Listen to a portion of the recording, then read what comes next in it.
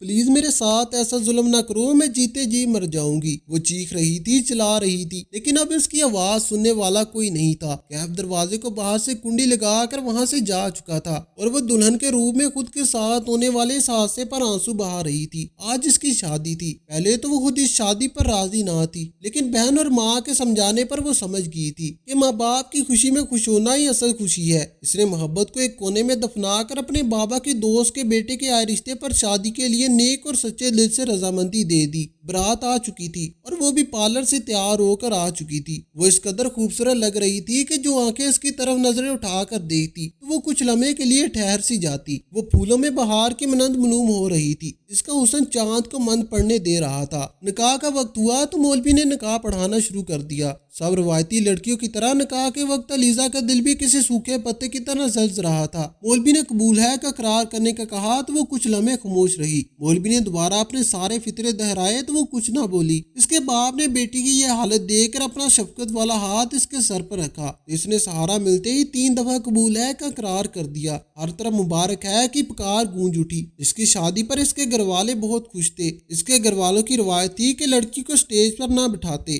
سالیاں دودھ پلائی کی رسم کر کے اسے اکیلا چھوڑ کر سٹیج پر چلی گئی۔ کچھ ہی لمحے گزرے تھے کہ کیف کو وہاں دیکھ کر وہ دک سی رہ گئی۔ ایک دم پرانی محبت کا زخم ہرا ہوا، لیکن دیکھتے ہی دیکھتے کیف نے اس کے منہ پر سپیر مار رکھا اور وہ ہوش و حواس سے بیگانہ ہوگی۔ اسے جب ہوش آیا تو وہ ایک اندھیرے کمرے میں تھی۔ وہ بھی ساری صورتحال سمجھنے کی کوشش کر رہی تھی کہ کیف وہاں آیا اور اس سے مخاطب ہو کر بولا کہ آج اس کی بہن کو سکون ملے گا۔ کیف کی بات سن کر کچھ لمحے کے لیے علیزہ ساکت سی ہوگی۔ کیا صرف ایک بدلے کے لیے وہ اس کے ہاتھوں اتنا عرصہ کٹ پتلی بنی رہی؟ اس نے روتے ہوئے کیف کے آگے ہاتھ جوڑے کہ اس کی باپ کی عزت کا جنازہ نکل جائے گا، وہ اسے جانے دے، لیکن کیف اسے ایک تھپڑ مار کر وہاں سے چلا گیا۔ وہ اس کا اس قدرے بدلا ہوا لہجہ دیکھ کر دل محسوس کر کے رہ گئی۔ اگلے دن صبح ہوتے ہی کیف نے اسے گاڑی میں بٹھایا اور وہ کسی روبوٹ کی طرح چپ چاپ سے بیٹھ گئی اور اس کے سسرال کی طرف گاڑی موڑ دی۔ کیف نے رات جو اس کی عزت اور اعتبار اور محبت کی دچیاں اڑائی تھی وہ پتھر کی ہو چکی تھی۔ اس کے اندر سے ہر جذبہ یوں ختم ہو چکا تھا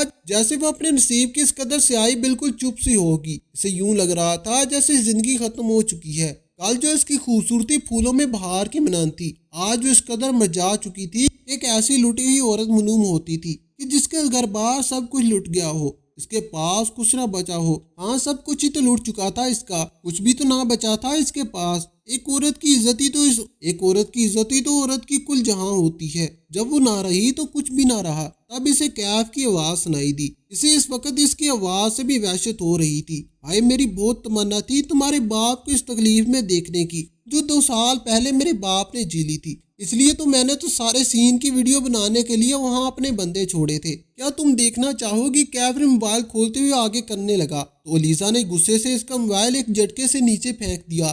رسی جل گئی لیکن بل نہیں گیا۔ کیف نے اپنا موبائل اٹھاتے ہوئے ایک نگاہ اس پر ڈالتے ہوئے بولا اور پھر دوبارہ اپنے لفظوں کو دہرانے لگا۔ گمشودگی نہیں بلکہ تمہارے گھر سے اپنے عاشق کے ساتھ بھاگنے پر جو تمہارے سسرال والوں نے تھو اور جو تمہارے گھر والوں کی حالت کی تھی۔ ہاں تو مجھے دلی سکون ملا۔ وہ کہکا لگا کر اور نہ جانے کیا کیا کہہ رہا تھا۔ علیزہ کو تو اپنا دماغ معاف ہوتا محسوس ہو رہا تھا۔ اسے یوں لگ رہا تھا کہ وہ مزید کچھ بھی سمجھنے کی سوچنے کی صلاحیت کھو چکی ہے۔ ایک جھٹکے سے گاڑی رکی تو اس کے سامنے ایک 2 منزلہ جدید طرز سے تیار ہوا گھر تھا۔ اسے یاد آیا کہ یہ تو اس کے بابا کے دوست اور اب اس کے شوہر کا گھر ہے۔ خوبصورت اور دلکش لائٹوں سے آراستہ گھر جو اب تاریخ پڑا ہوا تھا۔ کیف نے گاڑی کا دروازہ کھول دیا اور اس کا بازو پکڑ کے ایک جھٹکے سے باہر نکالا۔ اب وہ کیف کے رویے پر حیران ہو رہی تھی کیونکہ کل اس نے اس کے ساتھ جو کیا تھا وہ اس کو قبر میں پہنچانے کے لیے کافی تھا۔ اب وہ اس اذیت کو سوچنا بھی نہیں چاہتی تھی۔ کیف نے اسے وہاں کھڑا کر کے ایک نفر بڑی نگاہ اس پر ڈالی اور طرز مسکراہٹ سے اپنی گاڑی میں بیٹھ کر وہاں سے گاڑی بھگا کر چلا گیا۔ صبح سنسان سڑک پر گھر کے سامنے وہ تنہا کھڑی صورتحال کو سمجھنے کی کوشش کر رہی تھی۔ جانے اندر جا کر اس کے ساتھ کیسا سلوک ہوگا، لیکن وہ وہاں سڑک پر ایسے حلیے میں بھی نہیں کھڑی ہو سکتی تھی۔ وہ ہمت کرتے ہوئے قدم اٹھائی دروازے کی جانب بڑھی۔ وہاں وہ پچھلے کئی سالوں سے آ رہی تھی، اس لیے وہ اس گھر کے ہر کونے سے واقف تھی۔ جیسے اس نے بیل بجائی، اندر سے ایک مانوس آواز اس کے کانوں سے ٹکرائی۔ جو پوچھ رہے تھے کہ کون ہے، وہ اس کی آواز اچھے سے جانتی تھی۔ آنٹی سعدیہ کا اس سے بہت لگاؤ تھا، شاید وہ شروع سے ہی اسے اپنی بہو بنانا چاہتی تھی۔ کافی دیر بعد جب وہ نہ بولی تو دروازہ کھلا اور آنٹی سعدیہ اسے اس حلیے میں سامنے کھڑا دیکھ کر حیران رہ گئی۔ کافی لمحے تو وہ کچھ نہ بولی، لیکن اس سے پہلے کہ وہ کچھ بولتی سعد جو باہر جانے والا تھا سامنے لیزا کو کھڑے دیکھ کر وہ بھی شوق ہو گیا۔ علیزا نے آنسوں سے بھری آنکھوں سے اس کی طرف دیکھا کہ شاید اسے ترس آ جائے، لیکن وہ انتہائی اسپاٹ لہجے میں ماں سے مخاطب ہوا کہ اسے گھر میں ایک قدم میں رکھنے نہ دیا جائے۔ علیزا کو اس سے کوئی امید بھی نہ تھی۔ آنٹی سعدیہ کو نہ جانے اس پر ترس آیا، وہ تجسس کے ہاتھوں مجبور ہوئی۔ شفقت بڑے لہجے میں اس کی طرف دیکھتے ہوئے بیٹے سے مخاطب ہوئی کہ اس کو صفائی تو دینے دو کہ آخر اس کے ساتھ کوئی حادثہ ہوا۔ لیکن ماں کی بات کی بجائے سمجھنے کے ساتھ استقال میں آ گیا اور غصے سے ماں کی طرف دیکھتے ہوئے بولا، اگر آپ نے اسے گھر میں داخل بھی کیا تو میں گھر میں نہیں آؤں گا۔ جس نے نکاح کے 2 بول پڑنے پر ہی میری عزت کا جنازہ نکال دیا، میں اس کو اپنے گھر میں بلا کر یہ تفصیل پوچھوں کہ وہ ساری رات کہاں گزار کر آئی ہے۔ وہ استقال میں بولتا جا رہا تھا کیونکہ اس کی بیوی اس کی شادی کے دوران ہی بھاگی اور اس کے سارے مہمان جا چکے تھے۔ اس نے ولیمے کا سارا انتظام کینسل کر دیا۔ اب اس کے اور اس کی ماں کے علاوہ گھر میں کوئی بھی موجود نہ تھا۔ علیزا رو رو کر اتنا تھک چکی تھی کہ اب اس کے آنسو بھی نہ نکل رہے تھے۔ وہ اسپاٹ چہرے سے کھڑی سامنے دیوار کو گو رہی تھی جب اسے دوبارہ سعد کی آواز سنائی دی، اب یہاں سے جاؤ گی یا دھکوں کی ضرورت ہے؟ وہ پتھر دل بنا اس کو مزید دکھ دے گیا، لیکن اس سے پہلے کہ وہ واقعی اسے مزید رسوا کرتا، وہ خود ہی اپنا لہنگا اٹھا کر وہاں سے واپس مڑ گئی۔ اس کا گھر بھی کچھ ہی دوری پر تھا، وہ پیدل جاتی تو آدھے گھنٹے میں پہنچ جاتی، لیکن وہ جانتی تھی کہ اگر وہ اپنے گھر گئی تو اس کے گھر والوں نے تو اسے بغیر قصور کے زندہ درگور کر دینا تھا کہ اب اگر وہ لاکھ صفائیاں بھی دیتی کسی نے بھی نہیں سننی تھی۔ وہ زلزلاتے دل کے ساتھ گھر کی جانب چل دی۔ صبح کا وقت ہونے کی وجہ سے وہاں پر کوئی انسان نظر نہیں آ رہا تھا۔ ننگے پاؤں سڑک پر کافی دور چلنے کی وجہ سے اب اس کے پاؤں بھی دکھنے لگے تھے، لیکن وہ ہر احساس سے آری ایسے جا رہی تھی۔ گھر کے دروازے کے سامنے کھڑے ہو کر اس نے اپنی ساری ہمت جمع کی اور بیل بجائی۔ کافی دیر بعد دروازہ کھلا تو سامنے ملازمہ کو دیکھ کر اس کی جان نکل آئی، لیکن ملازمہ اسے سامنے دیکھ کر حرام زدہ سی ہونے کے ساتھ ساتھ بیگانی بھی دکھا رہی تھی۔ اپنا لہنگا اٹھائے اندر کی جانب بڑھ گئی۔ ابھی اس نے چند قدم ہی طے کیے تھے کہ اس کی ماں کی نظر اس پر پڑی تھی۔ پڑ گئی۔ نہ جانے کب کے رکے تاب آنسو آنکھوں سے بہنے لگے اور وہ بھاگ کر ماں کے گلے لگ گئی۔ ماں کی بیٹی کی یہ حالت دیکھ کر دک سی رہ گئی۔ علیزا ہچکیوں سے اونچی آواز میں رو رہی تھی۔ اس کی آواز سن کر اس کے بھائیو بہن اس کے باپ بھی کمرے سے نکل آیا، لیکن اسے سامنے دیکھ کر ان کا بس نہ چلا کہ وہ اسے قتل کر دیتے۔ کل جو ساری دنیا کے سامنے اس نے ان کو جو ذلیل کیا اور کہیں منہ دکھانے کے قابل نہ چھوڑا، آج وہ ان کے گھر میں کھڑی تھی۔ وہ آپے سے باہر رونے لگی اور بھول گئے کہ وہ اس کی سکی اولاد ہے۔ انہوں نے اسے جھٹکے سے اس کی ماں سے علیحدہ کیا اور اس کا بازو پکڑ کر دروازے کی جانب بڑھ گئے۔ تمہاری ہمت بھی کیسی ہوئی اس گھر میں اپنے منحوس قدم رکھنے کی؟ علیزا ان کا ایسا روپ دیکھ کر دک سی رہ گئی۔ پلیز بابا میری بات سنیں، اس نے روتے ہوئے بلند آواز میں اپنے بابا کو متوجہ کرنا چاہا۔ اس کے باپ نے ایک جھٹکے سے اسے زور سے دروازے کے آگے روکا اور اس پر نفرت بری نگاہ ڈال کر بولا کہ آج کے بعد اس کا ان سے کوئی تعلق نہیں اور وہ ان کے لیے مر چکی ہے، اس لیے بہتر ہے کہ وہ دوبارہ اپنی کبھی بھی انہیں شکل نہ دکھائے۔ لیکن وہ اس کی کوئی بات سنے بغیر اسے گھسیٹ رہے تھے۔ وہ روتی بلکتی رہی، لیکن اس کے باپ نے اسے باہر دھکا دے کر دروازہ بند کر دیا۔ اس کی ماں اور بہن تڑپتی جا رہی تھی کہ نہ جانے اس کے ساتھ کیا ہوا ہے، لیکن اس کی ہمت نہ ہوئی کہ وہ اس کے باپ کو روکتی۔ علیزا کا دل اذیت سے پڑتا جا رہا تھا، اس کے پاس کوئی راستہ نہ بچا تھا۔ وہ اپنے گھر کے باہر ایسے بیٹھ گئی کہ اب جائے گی کہاں؟ اسے سب راستے بند دکھائی دے رہے تھے۔ وہ سر گھٹنوں میں دیے بیٹھی تھی، تبھی اسے اپنے پاس قدموں کی آہٹ سنائی دی۔ اس نے سر اٹھا کر دیکھا تو سامنے اس کے عزیز و جان دوست رابعہ کھڑی تھی، جو اسے انتہائی دکھ سے دیکھ رہی تھی۔ وہ بغیر کچھ کہے اسے اٹھا کر اپنے گھر لے گئی۔ اس نے اپنے کپڑے دیے کہ چینج کر لے، کھانا کھایا اور پھر علیزا نے ساری کہانی اس کے سرگوش گزاری۔ چہرہ اس قدر سپاٹ تھا کہ رابعہ کو خوف محسوس ہو رہا تھا۔ رابعہ بھی اس کے دکھ میں شدید دکھی تھی، لیکن رابعہ کی ماں علیزا کا وجود زیادہ دیر تک برداشت نہ کر سکی اور رابعہ سے 2 ٹوک لہجے میں اسے وہاں سے بھیجنے کا کہا، وہ جو اس کے صدقے واری جاتی تھی۔ ان کے بیانک رویے پر ایسا ذلت علیزا کے دل کا کیا کہ زمین پھٹے اور وہ اس پہ سما جائے۔ اس نے رابعہ کا گاؤن پہنا۔ رابعہ بہت روئی کہ وہ اپنی اتنی عزیز دوست کے لیے کچھ بھی نہیں کر سکتی، لیکن علیزا نے اسے تسلی دی کہ وہ ٹھیک ہے اور اللہ کا نام لے کر وہاں سے آ گئی۔ اس نے سوچ لیا تھا کہ اب اسے کیا کرنا ہے۔ وہ برقع پہنی اور نقاب کیا اپنے شوہر کے گھر آ گئی اور ایک ضرورت مند بن کر ان کو اپنے گھر ملازمہ رہنے کا کہا تو اس کی ساس نے ترس کھا کر اسے گھر پر ملازمہ رکھ لیا۔ اس نے دل ہی دل میں شکر کیا کہ انہوں نے پہچانا نہیں۔ اس نے شرط رکھی کہ وہ ایسے نقاب میں رہے گی تو اس کی ساس کو کوئی اعتراض نہ ہوا۔ اس طرح وہ نقاب میں رہ کر ایک ملازمہ کی حیثیت سے گھر کے سارے کام کرتی۔ اس کی ساس نے اسے رہنے کے لیے ایک علیحدہ کمرہ دیا۔ اس نے انہیں اپنے متعلق کچھ نہ بتایا کہ وہ شادی شدہ ہے یا انہوں نے کیا انہیں کوئی خریدا، کیونکہ وہ بہت زیادہ ان سے ملی جلی نہ تھی، اس لیے دونوں ماں بیٹوں نے اسے نہ پہچانا۔ اسے وہاں کام کرتے ہوئے ایک ماہ ہو گیا تھا کہ اچانک اس کی طبیعت خراب رہنے لگی۔ اس سے کام نہ ہوتا، وہ سست رہتی اور سارا دن تھکی تھکی سی رہتی۔ اپنی طبیعت کے پیش نظر وہ ڈاکٹر کے پاس گئی تو جو ڈاکٹر نے بتایا اسے سن کر تو اس کے قدموں تلے سے زمین نکل گئی۔ وہ امید سے تھی، اسے لگا کہ اب تو اس کی زندگی ختم ہوگی۔ اس کا دل کیا کہ کیف اس کے سامنے ہو تو وہ اس کا قتل کر دے۔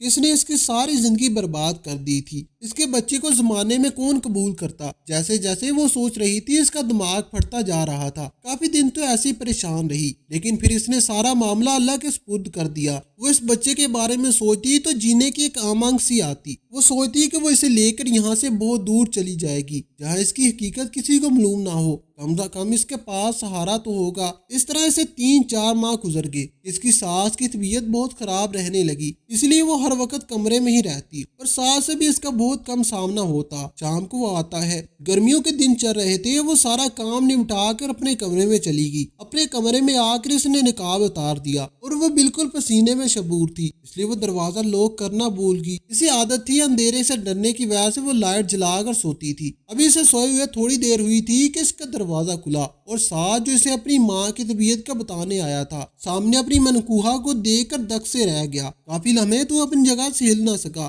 دروازہ کھلنے کی آواز پر وہ بھی اٹھ بیٹھی اور اپنی اصلیت کھلنے پر اس کا بھی رنگ فاق ہو گیا۔ ساتھ اسے کچھ بھی کہے بغیر وہاں سے واپس آ گیا۔ وہ ٹینشن میں مبتلا ہوگی کہ نہ جانے اب کیا ہوگا۔ کافی دیر بعد وہ چپ کر کے انتظار کرتی رہی، پھر اپنا گاؤن اور نقاب لیے باہر آ گئی اور ساس کے کمرے میں دیکھا، لیکن اس کی ساس وہاں موجود نہ تھی اور ساتھ بھی گھر پر نہ تھا، یعنی کہ وہ اس کی ساس کو لے کر اسپتال گیا تھا۔ وہ اپنے کمرے میں چلی گئی اور ان کے آنے کا انتظار کرنے لگی۔ کافی دیر بعد باہر سے ایمبولینس کی آواز آئی تو وہ نقاب میں داڑتے دل کے ساتھ گئی تو ساس کو سفید کفن میں لپٹا دیکھ کر وہ دنگ سی رہ گئی۔ ساتھ اس کو نقاب میں دیکھتا لیکن ماں کے دکھ کی وجہ سے نظریں پھیر لیتا۔ 3 دن تو یوں ہی گزر گئے۔ سب مہمان اپنے اپنے گھروں کو چلے گئے تو گھر میں صرف سعد اور وہ رہ گئے۔ اب اس کا دل زور سے دھڑکا تھا کہ نہ جانے کب سعد اسے گھر سے نکال دے۔ وہ کچن میں نقاب میں کھڑی کھانا بنا رہی تھی جب سعد اس کے پاس آیا اور اسے مخاطب کر کے بولا کہ اب اسے اس کی حقیقت تو معلوم ہو گئی ہے، اب تو یہ نقاب کا ڈونگ رچانا چھوڑ دے،